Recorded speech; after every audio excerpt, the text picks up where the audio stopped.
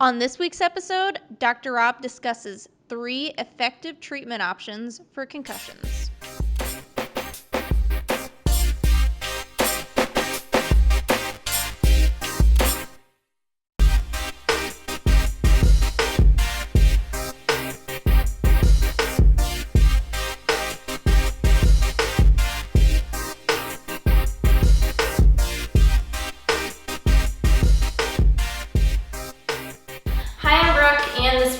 Dr. Rob. We're actually going to be covering part 2 of auto injuries, specifically concussions, which are don't only happen in auto accidents, and we're going to get to that later. But Dr. Rob, what is a concussion?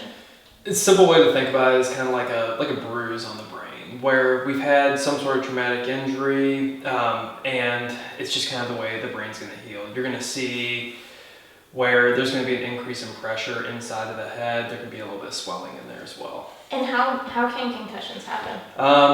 Most common is like blunt force injuries, so sports injuries, in a car accident, say like in a collision, hitting your head on like the steering wheel, hitting it against the door frame, things like that. But even from just like a whiplash injury, depending on how severe it was, just the amount of force that the brain moves inside the skull can cause it as well. So does it have to be pretty severe force in order to... Not necessarily. You could see it in someone 7-mile-an-hour car accident if it hit them just right. And what are the symptoms of a concussion?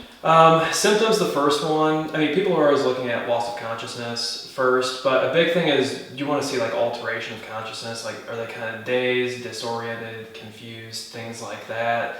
Because that's going to be a pretty big early warning sign that something has happened. Sure, and I know sports injuries have become like a major hot button topic lately for concussions. You know, if I do have a concussion or I suffer from a concussion, is it possible for me to feel fine and then later on? They can. Some of the symptoms can come up.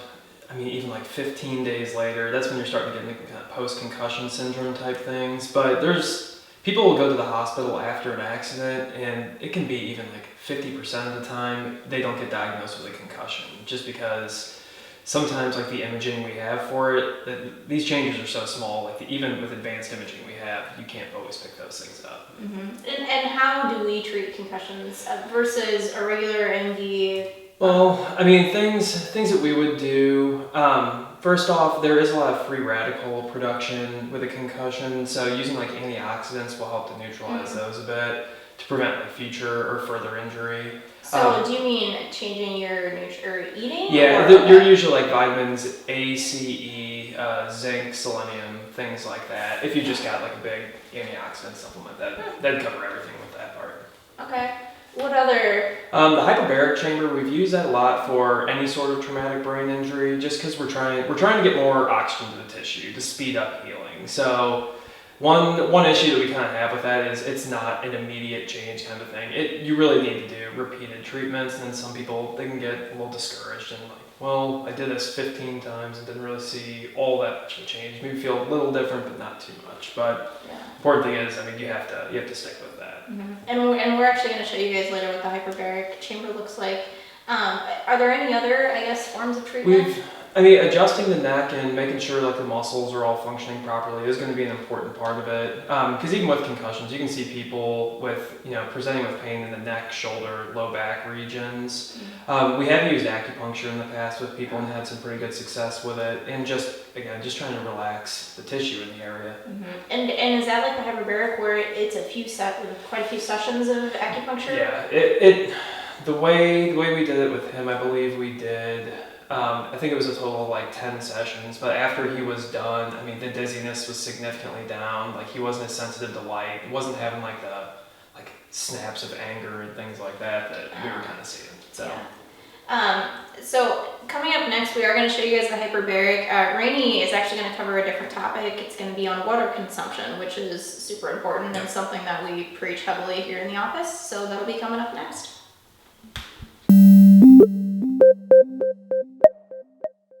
Hi, I'm Rainey. Welcome to the Fitbit of the Week. Today, I want to go over how important water really is for your body.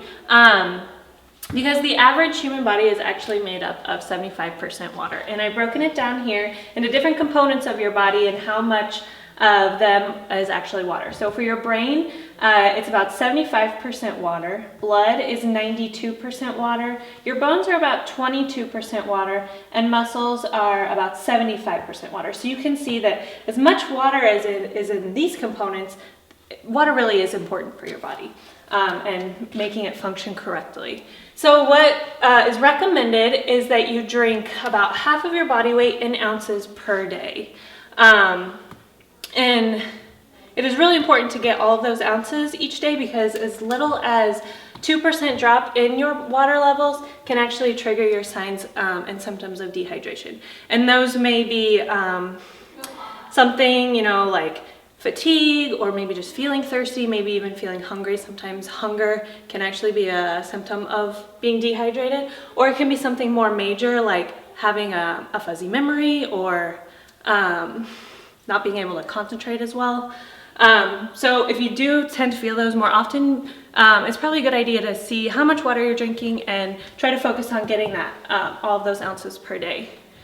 So also on this board, I've kind of laid out different areas of the body that can be affected by water, and different topics, I guess, that are things that may be caused by being dehydrated. So there's a few, it kind of goes from head to toe, various areas here. So we're going to start here: digestive disorders, high cholesterol, weight gain, joint pain and stiffness, bladder and kidney problems, premature aging, constipation, skin disorders, asthma and allergies, high blood pressure, and then also fatigue, as I mentioned before. So if you are maybe having issues with any of those topics, we are putting what I have here on the board. We're going to put an infographic on the Facebook page and also on the blog. So if you want to go and check that out, maybe read more about it and see if getting the correct amount of water into your body may help those issues that you're already having.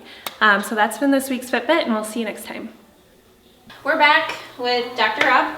We're going to cover the hyperbaric oxygen therapy. We kind of talked about it in the beginning, but how exactly does this work again, Dr. Rob? So you increase the air pressure to like 4 times normal, and it's just going to force more oxygen into the tissues. And doing that stimulates... Well, it makes it so that once you can get more oxygen in there, you will speed up healing with people.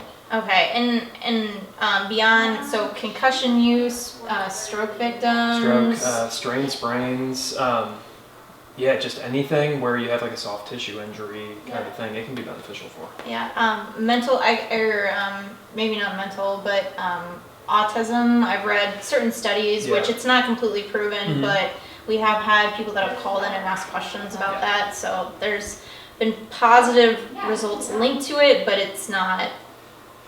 It's not something we've worked a lot with. Yes, exactly.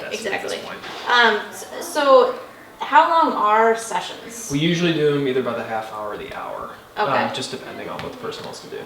And the chamber itself, does it stay pretty small, or does it gets big. You can move around in there. It's a decent size once it's fully inflated. And I think people see this, because I personally have never been in it, but people see it and they're kind of like, wow, this seems really small, but it actually expands quite a bit. It's pretty big. Yeah, and you're able to bring in devices in there. People Phones, watch movies, iPads. Yeah, it's pretty simple. Otherwise, it gets boring. So. How many sessions for a concussion would you say? It probably depends on person to person. It would depend person to person. I'd be starting with people probably 2-3 times a week, and just kind of monitoring changes and going from there with them. The last person we had who was undergoing it for like stroke, he's been doing it for twice a week for the past probably like 2 months, something like that, and he can tell a pretty good difference with it. And his wife can tell a difference too. So. Yeah, well, that's good. That's what we want to hear. Yeah. As far as the pressurizing that's occurring, what does can you relate that to anything? When you're first getting in there and it's pressurizing, you're gonna feel like you need to pop your ears a bunch of times. So if you have problems popping your ears, you might not want to try this at first, just because it can be pretty painful. But while it's inflating and deflating, it feels like you pop your ears like 50 times. So it just kind of happens over and over until it's done. But once it's fully pressurized, you just kind of lay there. Just So, kind of yeah. hang out, Sleep, whatever you you need to do. We'll keep track of time for you. So that is actually all we have for this week. So we talked about hyperbaric with concussions. We talked about acupuncture. We've talked about adjustments. Hopefully this was helpful. If you do have any questions, feel free to call our office. We will see you next week. To submit a question, watch a past episode, or to find out more about the Springfield Wellness Center, check us out on Facebook, subscribe to our YouTube channel, or find us on Instagram, or check out our show website at wellnesslab.tv.